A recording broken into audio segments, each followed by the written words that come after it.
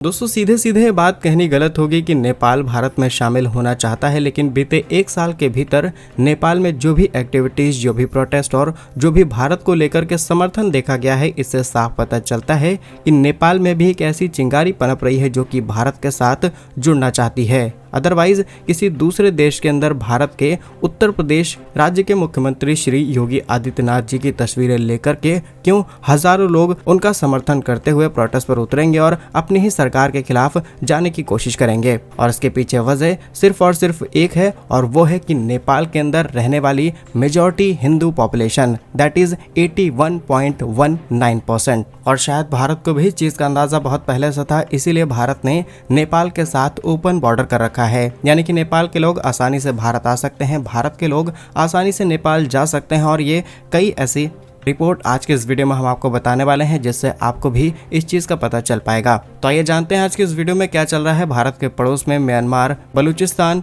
श्रीलंका के बाद अब बारी है नेपाल की। यदि आपको हमारा काम पसंद आए तो वीडियो को लाइक और चैनल को सब्सक्राइब जरूर कीजिएगा। तो सबसे पहले नेपाल की पॉपुलेशन वाइज बात की जाए तो 2021 के सेंसस के मुताबिक नेपाल के अंदर जो हिंदू पॉपुलेशन है दैट इज 81.19%, बुद्धिज्म 8.21%, इस्लाम 4.39% और उसके बाद ethnic religion 3.17, Christianity 1.76, Sikhism 0.01% and Jainism is 0.01%। यानी कि नेपाल के अंदर एक मेजॉरिटी या फिर कहें हायर मेजॉरिटी हिंदू पॉपुलेशन की है। और ये बात अच्छे से जानते हैं कि आज के समय भारत ही एक ऐसा देश है जहां पर हिंदूज आर सबसे ज्यादा सेफ हैं, क्योंकि पार्टीशन के बाद जो हिंदू पाकिस्तान गए उनके साथ क्या हुआ हमने देखा, हायर कन्वर्जन रेट, और जिन्होंने बातों को नहीं माना उन्हें और उनके परिवारों के साथ किस तरीके का व्यवहार किया हमने सबने देखा। रिसेंटली बांग्लादेश के अंदर जो घटनाएं हुई हैं वो हम सबने देखी। शेख हसीना की सरकार गिर गई, वो भाग करके भारत आ गई, और जो शेख हसीना खुल करके अभी तक हिंदूज का सपोर्ट करती आ रही थी, हिंदूज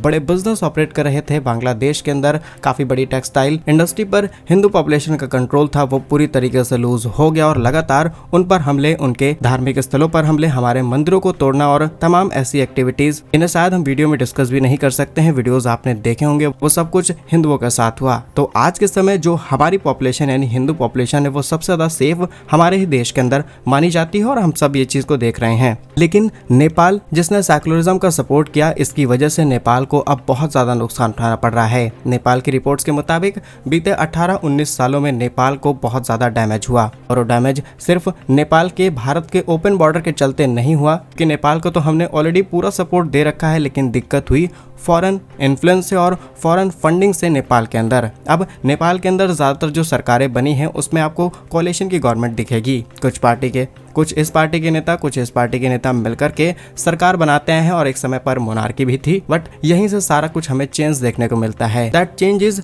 ये पाकिस्तान को पैसा मिला, पाकिस्तान ने नेपाल को पैसा दिया और भारत के खिलाफ जाने की कोशिश की, और ना सिर्फ भारत के खिलाफ गए बल्कि जो इनके खतरनाक आतंकी थे वो नेपाल के अंदर आते थे भारत के अंदर, क्योंकि ओपन बॉर्डर था तो वहां से आना भारत के अंदर आसान हो गया। और सेकंड चीज की उन्होंने यहाँ पर कन्वर्जन के काम को भी किया है, फोर्सफुली नेपाल के अंदर कन्वर्जन किए गए और तमाम ऐसी चीजें हमें देखने को मिली जिससे नेपाल को परेशानी उठानी पड़ी। पाकिस्तान का खेल खत्म हुआ तो कुछ समय बाद यहाँ पर चाइना ने अपना कंट्रोल स्थापित कर लिया, चाइना की तरफ से मोटी फंडिंग की गई नेपाल को, और चाइना ने भी अपने इन्फ्लुएंस के चलते यहाँ के तमाम नेताओं को अपने में शामिल करना शुरू किया, और फिर भारत के खिलाफ यहाँ पर एक नया प्रोपेगेंडा शुरू होता है। और ये चीजें इतनी ज्यादा नेपाल के अंदर घुस चुकी थी कि नेपाल में चाइना से बहुत ही सुंदर लड़कियों को यहाँ पर लाया जाता था, इनके नेताओं को फंसाया जाता था, स्पेशली जब कोalition की गवर्नमेंट थी तब उनको अपनी तरफ खींच करके सरकार को तोड़ा गया। तो ये उलटफेर चलती रही, नेपाल के अंदर सरकार टूटती बनती रहती है, और इसी के चलते नेपाल के लोग परेशान हो चुके हैं, क्योंकि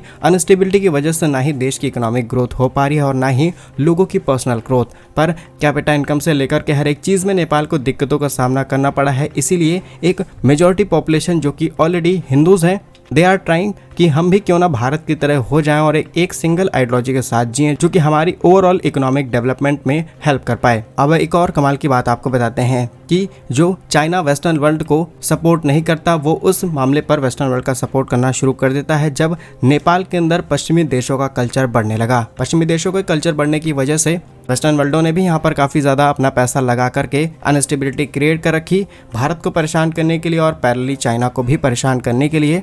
जो हाईलाइटेड नाम अभी के लिए सामने आया है दैट इज जर्मनी, इसके अलावा भी कुछ देश शामिल हैं। अमेरिका भी टाइम टू टाइम अपना गेम यहाँ पर खेलते रहा और एक इंस्टेबिलिटी नेपाल के अंदर बनी रही, ताकि भारत का ध्यान भी यहाँ पर जाता रहे और जो भारत की ओवरऑल इकोनॉमिक डेवलपमेंट है इस पर इसका इम्पैक्ट पड़ सके। लेकिन इसके बावजूद भी भारत ने नेपाल का साथ नहीं छोड़ा। जब जब नेपाल के अंदर किसी भी तरीके का डिजास्टर आता है, भारत करोड़ों की मदद भेजता है। न सिर्फ खाने पीने की चीजें बल्कि फंडिंग की जाती है, इंफ्रास्ट्रक्चर डेवलपमेंट के लिए पैसे दिए जाते हैं। और 2015 का ही बड़ा एग्जाम्पल हमें देखने को मिलता है, जब नेपाल में एक बहुत ही खतरनाक अर्थक्वेक देखने को मिलता है। इसे गोरखा अर्थक्वेक भी कहा जाता है और India was the first country जिसने रिस्पॉन्ड किया। ऑपरेशन मैत्री शुरू किया गया और Indian air force, NDRF, helicopters, medical teams सब कुछ लेकर के हम पहुंच जाते हैं और इनकी हेल्प की जाती है। करीब 50,000 हाउसेज बर्बाद हो गए थे और हमने उन लोगों की हेल्प की थी। तो नेपाली अच्छे से जानता है कि भारत ही वो हमारा पड़ोसी देश है जो समय समय पर हमारे काम आया है।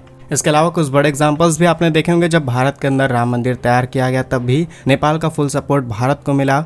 और ओवरऑल इस पूरे वीडियो का कंक्लूजन ये है कि नेपाल में रहने वाली हिंदू मेजॉरिटी पॉपुलेशन ये बात जानती है कि अगर वो सेफ रह सकते हैं तो भारत जैसे ही एक आइडियोलॉजी वाला नेता होना चाहिए या फिर वैसा ही देश हो, ताकि हम वहां पर सेफली रह पाएं। हालांकि कुछ डिस्प्यूट भी भारत और नेपाल के बीच चले हैं, लेकिन इन्हें शायद उतनी ज्यादा प्रायोरिटी दोनों ही देश नहीं देते। जिसमें है सुगौली संधि, ये 1816 में की गई थी, जिससे भारत और नेपाल की सीमा को परिभाषित किया गया। इसमें काली नदी नेपाल के पश्चिमी सीमा के रूप में चिन्हित किया गया। हालांकि काली नदी के जो उद्गम को लेकर के विवाद है वो अभी भी चलता चला आ रहा है और काला पानी और लिपुलेख क्षेत्रों में सीमा विवाद का कारण बने। इसके अलावा शुष्क क्षेत्र विवाद, बिहार के पश्चिम चंपारण जिले में शुष्क क्षेत्र को लेकर के भी विवाद रहा है। यह क्षेत्र गंडक नदी के किनारे पर स्थित है और इस पर भी सीमा निर्धारण को लेकर के मतभेद छोटे मोटे चलते आए हैं। 1989 में भारत ने नेपाल के लिए कई सीमा चौकियां बंद कर दी थी, जिससे नेपाल को आर्थिक नुकसान उठाना पड़ा और नेपाल इस बात को दोबारा दोहराना नहीं चाहता। और तब से नेपाल को यह बात क्लियर हो गई कि उनकी अर्थव्यवस्था भी इतनी ज्यादा छोटी है जिसकी वजह से वेस्टर्न इन्फ्लुएंस उनके अंदर आ जाता है। अब भारत के अंदर आप देखेंगे तो कोalition से गवर्नमेंट बनती हैं, तमाम पॉलिटिकल पार्टीज एक दूसरे का साथ लेकर के सरकारें बनाती हैं, लेकिन विदेशी ताकतों ने भारत के अंदर पैसा डाला, इन्वेस्टमेंट भी की है, पॉलिटिकल आइडियोलॉजी भी चेंज करने की कोशिश की है, लेकिन वो उतना ज्यादा हावी भारत पर नहीं हो पाया। That is the reason of कि इंडिया के पास बिगर इकोनॉमी है, नेपाल के पास छोटी इकोनॉमी है, इसीलिए छोटे छोटे नेता फिसल जाते हैं, कुछ करोड़ रुपए में बिक जाते हैं और इसकी वजह से अनस्टेबिलिटी बनती रहती है। इसीलिए नेपाल के पास दो अच्छे ऑप्शन बचते हैं। हम कोई राय देने वाले नहीं होते, लेकिन एक ऑप्शन है, या तो कैसी आइडियोलॉजी के नेता को फिर से चुन करके नेपाल में लाया जाए जो उनका सपोर्ट कर सके, या फिर और बीते कुछ दिनों में ये भी देखने को मिला है राजा ज्ञानेंद्र का दौरा किया गया। पिछले 3 महीनों में उन्होंने नेपाल के कई हिस्सों में स्वागत किया और देश के राजनेता के रूप में सबसे ज्यादा 9 मार्च को काठमांडू में उतरने पर जोरदार स्वागत मिला और उनके स्वागत में 40,000 लोगों ने पार्टिसिपेट किया। इसी के साथ इसी साल जनवरी में राजा ज्ञानेंद्र ने लखनऊ, गोरखपुर, प्रयागराज की यात्रा की और नेपाल में जांच के दायरे में आ गई। उत्तर प्रदेश के मुख्यमंत्री योगी आदित्यनाथ के साथ मुलाकात की और तब से लेकर के अब तक मुख्यमंत्री योगी आदित्यनाथ वहां पर कुछ ज्यादा ही पॉपुलर हो रहे हैं। तमाम लोग चाहते हैं कि उनके देश के अंदर वैसा ही नेता हो जो उनकी आइडियोलॉजी को सपोर्ट करे और कहीं ना कहीं उनको संरक्षण मिल पाए। तो नेपाल पर आप क्या सोचते हैं? क्या नेपाल को भारत के साथ आना चाहिए या फिर नहीं? कमेंट्स में अपनी राय जरूर बताइएगा। भारत कैसे ही वीडियोस पाने के लिए वीडियो को लाइक, चैनल को सब्सक्राइब जरूर कीजिए। वंदे मातरम, भारत माता की जय।